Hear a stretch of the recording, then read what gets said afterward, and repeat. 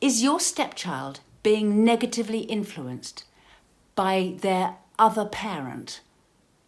And this is having a terrible effect on your life.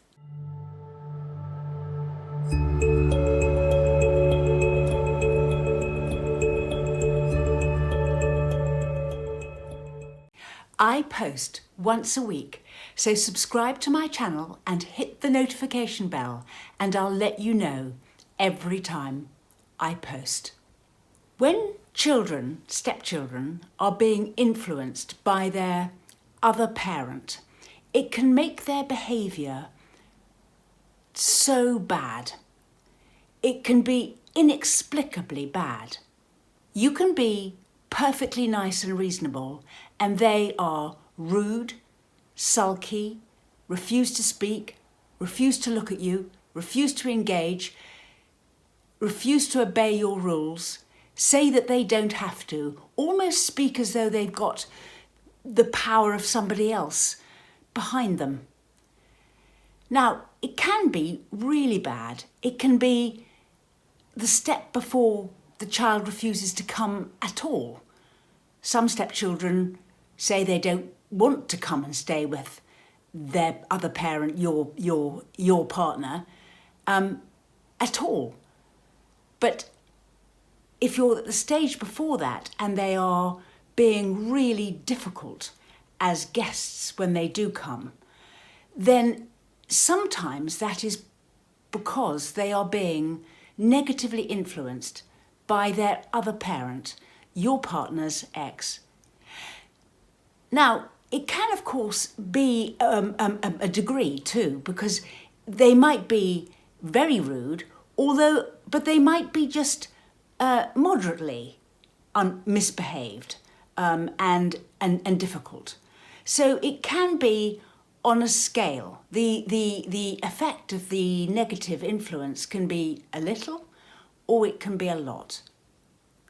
But either way, it's really difficult to cope with, because as the step-parent in this situation, you are sort of on the other side and on the outside, because you're not either of the parents, and yet you are in the house where your partner lives, their parent. What I would say here is to rise above what you're actually seeing in the child's behaviour, to understand that actually the child is trapped, they're caught in a situation they can't easily get out of. They have to show loyalty to their other parent, and that's often why they behave so badly in your company. Is because they can't afford to go home to their other parent and say anything other than that things were terrible, they were having a bad time, you and your partner were awful, everything was not good. If they show any kind of loyalty to you, or say that they had a good time, or that things were good, then the other parent can see that as a disloyalty to them. And that can be, and I really mean this, very frightening for the child.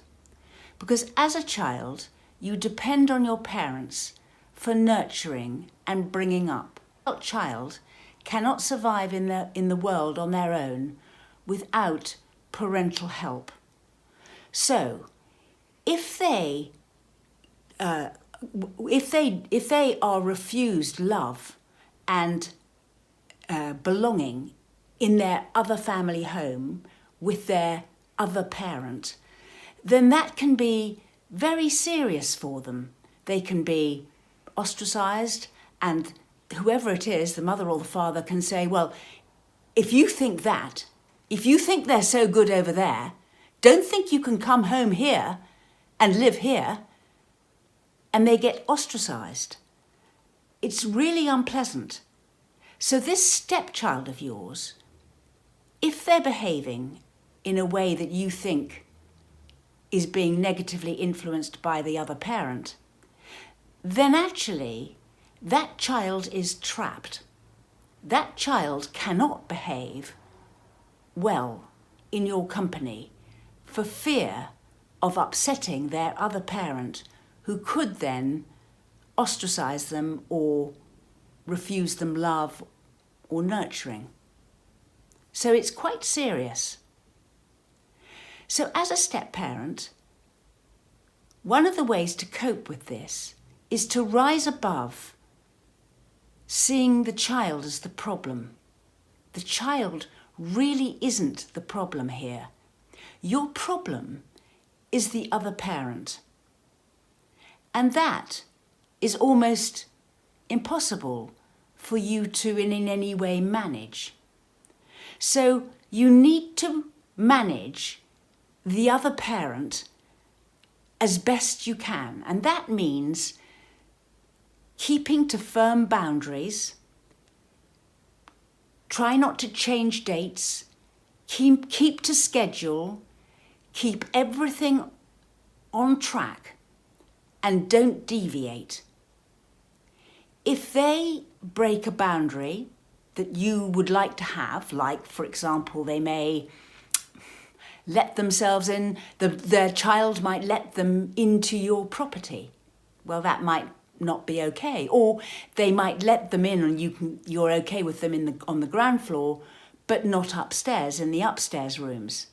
You know, you need to decide where the boundaries are in this relationship of yours and try and keep them secure so everyone knows what's expected and where the boundaries are. It is very difficult because your partner, whose ex is the negative influencer, may feel quite threatened, because if your stepchild lives with the other parent quite some of the time, then the threat is that if the child doesn't want to come and see you anymore, then your partner could possibly lose access to their child and visits could stop. So it's a very real threat, and you just need to do what you can, but you can't do more. It can work sometimes if you can arrange an annual or a biannual or once every 2-year meeting with that other parent, just to negotiate the way forward each time. Keep communication clear, concise, and to the point. Some people say they don't communicate after a certain time in the evening, unless it's an absolute emergency, but they wait until the following morning to reply to any communications. Things like that. It's about keeping the thing working and in place. Then, with the child, same thing. Try and introduce boundaries or rules that are household rules. They're not your rules. So in this house, we do this. And try and make the expectations explainable. So why do they need to do this? Be careful to explain the rules and why they are the way they are, because then when the child goes home to their other parent, they're not saying, well, I'm having to do this. And the other parent saying, well, that's just ridiculous. There's no reason why you have to do that. Just disobey the rule. So if the child knows the reason why the rule is taking place, it can be helpful for the child. The other thing is to hold regular communication as a step family, so that the child who is being influenced has a chance to share what they're thinking in a meeting environment where you can be discussing the rules, discussing plans, and have a say. Sometimes at these meetings, you can get from the child what they're being told by the influencing parent, And then you have a chance of discussing it and talking about it and countering it. But if you don't open up the communication, then you don't get the chance to hear about what could be going on with the child and what they're thinking. There is another thing you can do with the child, and that is called teaching them critical thinking. It requires a bit of maturity from the child to do this, but it's a very useful skill. It's a very useful life skill. And by critical thinking, I'm not talking about negative. I'm talking about evaluative, really. If a child gets told something, it's useful if they get to think, well, does that make sense? Is that right? Because sometimes the child is told things in your house which are contrary to what their influencing parent tells them should be going on. And so it's useful to teach the child to put what they're told through a kind of critical filter. You can do this by discussing things in the news, which are often sort of biased in some way. You know, some newspaper headline is very inflammatory, or you can sort of say, well, do you think that's true?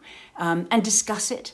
And another place you can find places to teach critical thinking is in advertisements, where you're out and about and there's this huge advertisement and it says, you must always do this, or this will solve every problem you've got. And you say, well, do you think that would be the case? Why do you think that says it there? What are the alternatives to that? Why are they saying that? And get the child to sort of begin to critically analyse what they're being told. Because so often this can be the crux of the problem, whereby, let's take an example where, to do with money, which is quite a common one.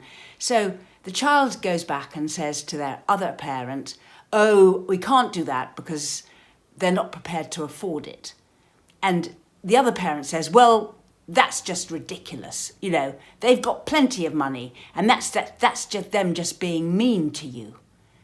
So you need to sort of think that through and give explanations and help the child to think critically, well, that doesn't make sense because actually they do afford this, but they don't afford that. And it's a positive choice. It's not just a question of just being mean to me. Things like that. The other thing is that with this, it is not to be underestimated what a valuable lesson you are able to give your stepchild that's trapped in a relationship with their other parent, which is kind of one where the child has to show total loyalty in order to get the love of the parent, if you like. So it's quite a dysfunctional relationship, and the child can't be themselves or express themselves. They have to bottle things up and be careful and wary not to upset this other parent. So, in your home, if you can role model a different way of being and a different relationship where they can be themselves without the fear of you taking a negative view of it, then they can learn that it's okay to be themselves in a relationship, and that will help them later in life in their relationships going forward.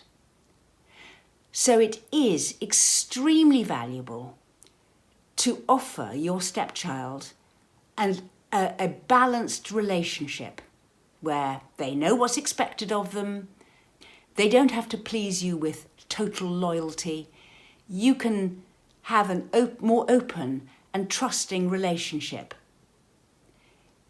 It really is one of the things and one of the best gifts a step-parent can give a stepchild, But it is a big ask, especially if your stepchild is being negatively influenced by their other parent.